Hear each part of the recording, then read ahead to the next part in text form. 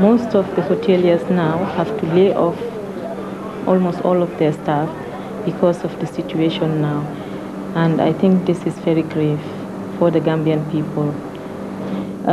For the past 2 days, I've been receiving calls from friends from Sweden and Denmark telling me that they have been reading in the press there that the Gambia is in civil war, which I'm sure you people who have been here know that it's totally unfounded and it's untrue. Maybe they're trying to stifle us economically, knowing the part tourism plays in our economy. But I've been assured and reassured that this is not the case. But of course, I reserve my opinion on that. Yes,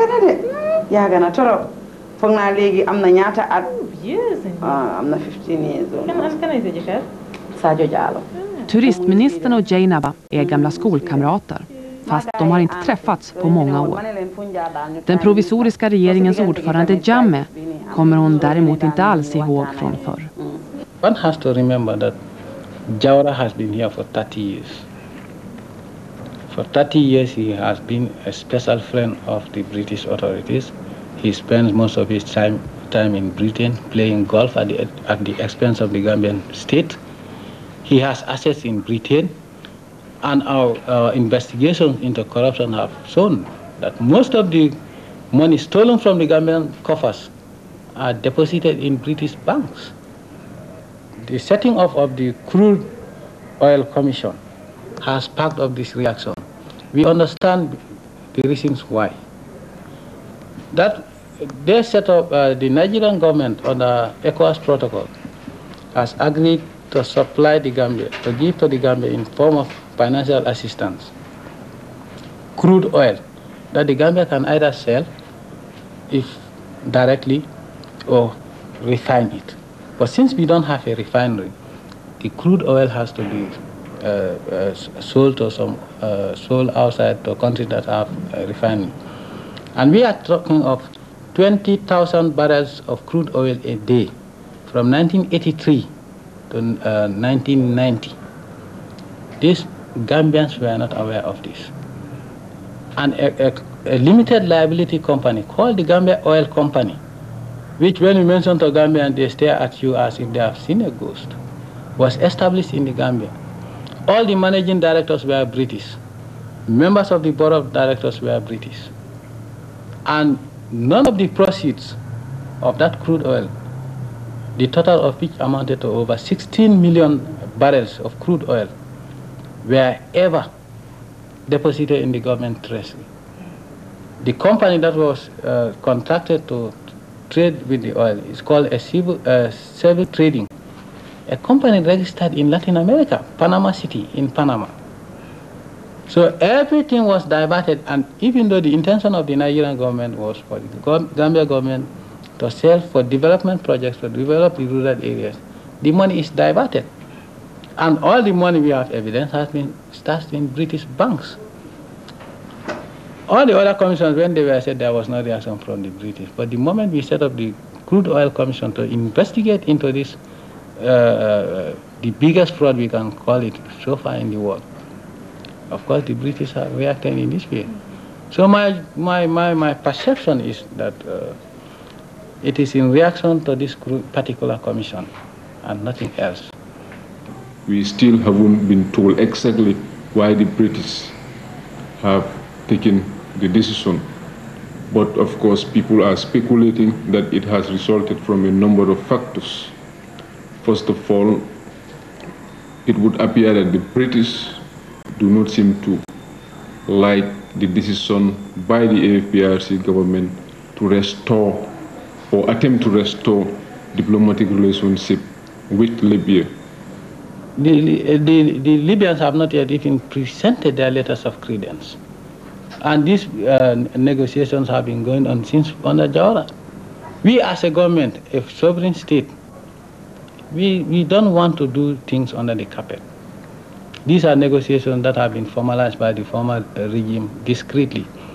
And also, perhaps the AFPRC has come up with a timetable which is not acceptable to the West. You know, the West has made it loud and clear that an acceptable timetable should not be beyond 2 years. And of course, we know that the AFPRC timetable is 4 years. So perhaps it could also stem from the fact that the timetable which the AFPRC has announced on October 24th is not acceptable to them. There are a lot of governments that are recognized that are not democratic at all, where nobody even dares talk about elections. And here, the timetable they say is long. We've charted it out because we don't want to create an atmosphere of instability. To try people for corruption that has been going on for 30 years, you cannot do it in 6 months. You cannot do it in 12 months, taking into consideration that it has to go through a due process of law. This is one thing. And we did not just come to make a clean sweep of Jawara's regime just for another corrupt politician to come in. We want to make sure that by the time we leave, there are concrete structures that will let Gambians know their rights as Gambians, rights that cannot be denied by anybody who comes after us. And for 30 years, there has been no development. The government did not build a single hospital. The government did not build even a single school, be it primary or much more high school. The roads are terrible, you have seen them.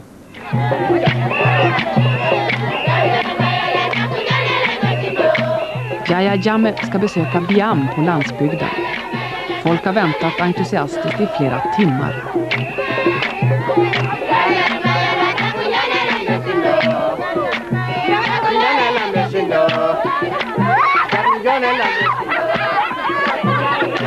Det var bara unga som tog makten och jag var lite tveksam därför jag tänkte kanske de har inte erfarenhet.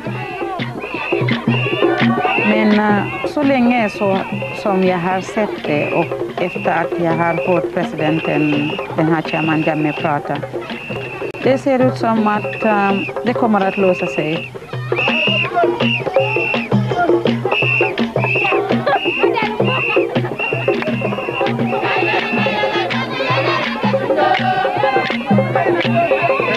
Om det blir inte, det beror på många saker. Folk tror på förändring och de blir jätteglada.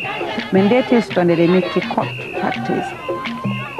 Om till exempel Jammeh vill ha bra vilja och vill göra saker och ting bra, fast att det finns inte ekonomiska möjligheter hos folket att kunna få det bra, då de kommer att säga Jawara var bättre.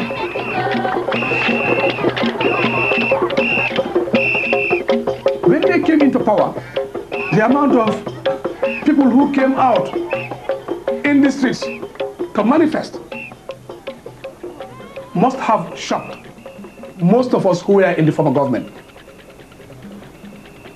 The sensible thing would have been if our former government had that type of support, which we thought we had, then members of our party, members of our government, would have also come out in large numbers to demonstrate in support of our government. Even the opposition political parties, their reaction was that this was a big welcome, it was a big relief.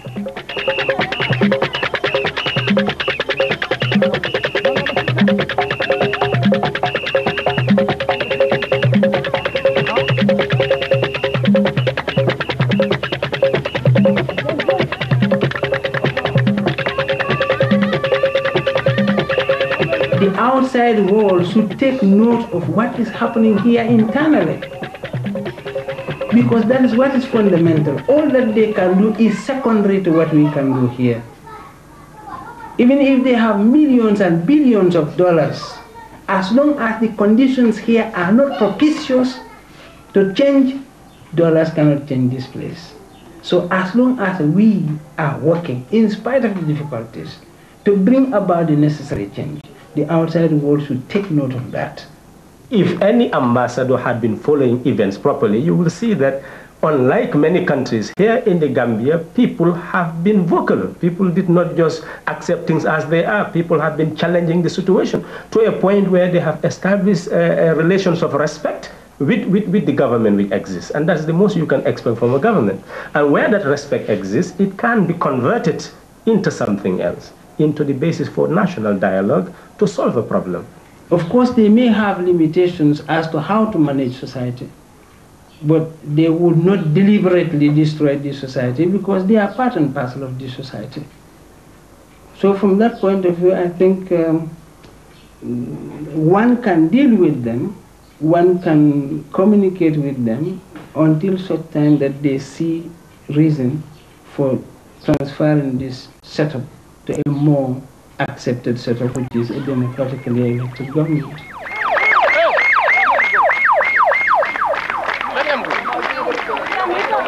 Politiska partier är förbjudna tills vidare. Yahya Jammeh och Khalifa Saleh arresterades i somras för att de fortsatte att ge ut sin tidning. Men den rättegång som hölls vann de och nu kommer tidningen ut igen.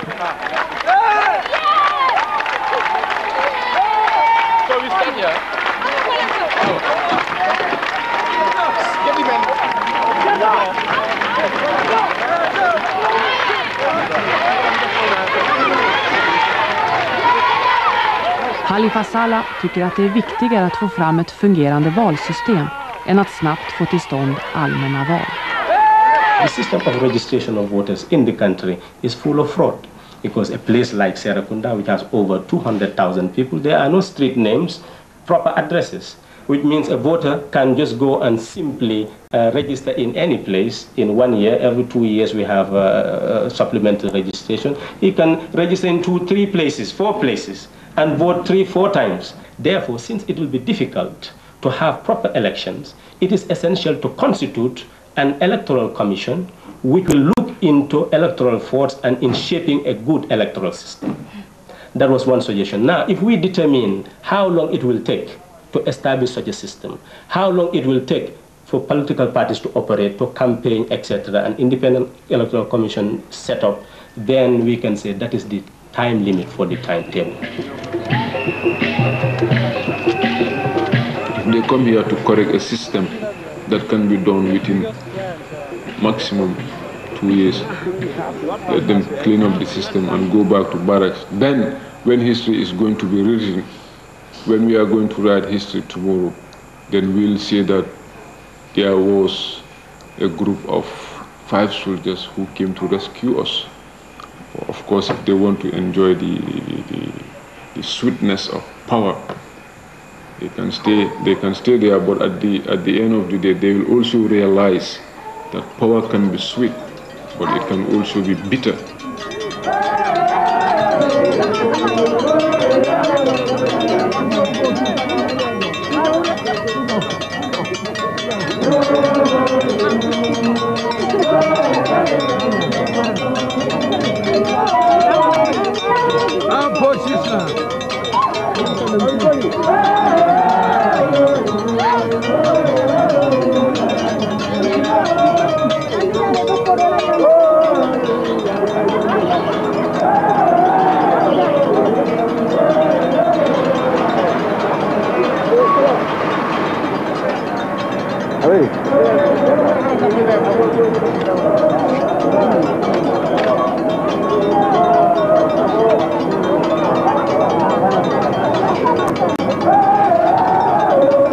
Nu finns det bara en sak i Jainabas huvud.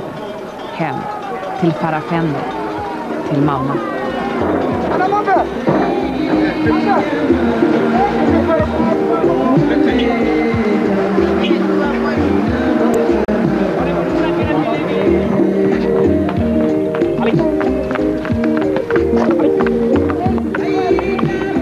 Det är svårt, tror jag, att beskriva faktiskt vad är hemma. Det är en känsla som man känner. Det finns där för att när man kommer, hur folk tar emot en. Fridfulla tillstånd.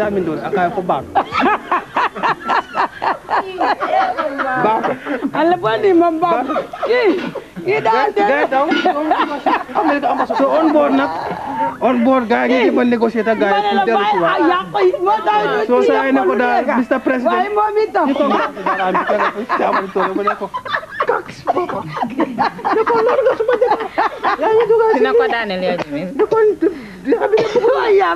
Mino ko deka bibu ko ndaw ay nga ne fokk nga. Yalla bonni bamba. Moy am sane. Bamba moy say say. Hey, billahi bamba moy say say. Bahna ci nit am trop. Billahi li day doy na wa. Dagen till ära slaktar mamma ett av sina får. Och på kvällen ska moster och morbror komma. Och då ska de raka av Alfa allt födelsehåret.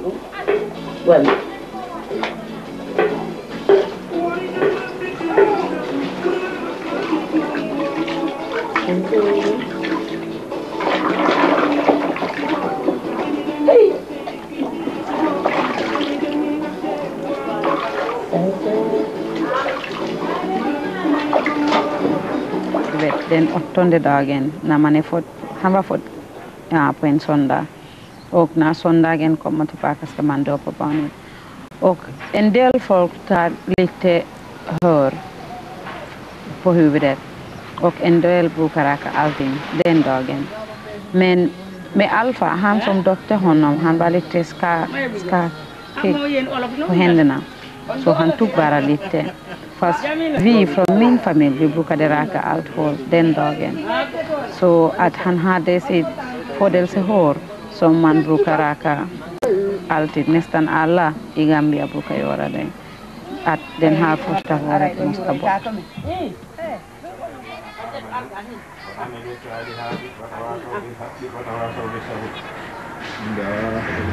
Allahu Akbar.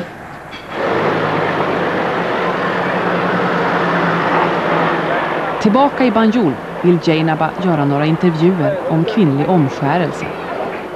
Hon kanske ska fortsätta sin artikelserie i Sverige i Gambian Newsletter. Hon vill gärna veta vad till exempel den nya socialministern har för inställning. I'm living in Sweden and there have been a lot of debate over the issue of female circumcision. What is your position on this issue? The people who practice this are people, prominent traditional leaders in the society. They are well respected and they should continue to be respected. Therefore, the only way you can change attitudes is through education, through dialogue, and through respect. There must be mutual respect. Everybody may exercise his or her right to have his or her daughter circumcised. It is a right to them. But it is also the right of the society to put pressure wherever they know that it is a harmful practice. But the pressure must go with respect. So the methodology is something that they need to improve. I mean, for an African, you just don't come and expose the private part of a lady, publicly, with a view to educate them. In fact, you will fail, because it is considered a very sacred part of the woman. And only selected people are supposed to see these things behind closed doors. Okay, but this women group will just take this video, take it to a village bantaba, invite everybody in the village, men, women, children, and just show them this video. I think that is counterproductive. I don't think that approach is the best thing to do.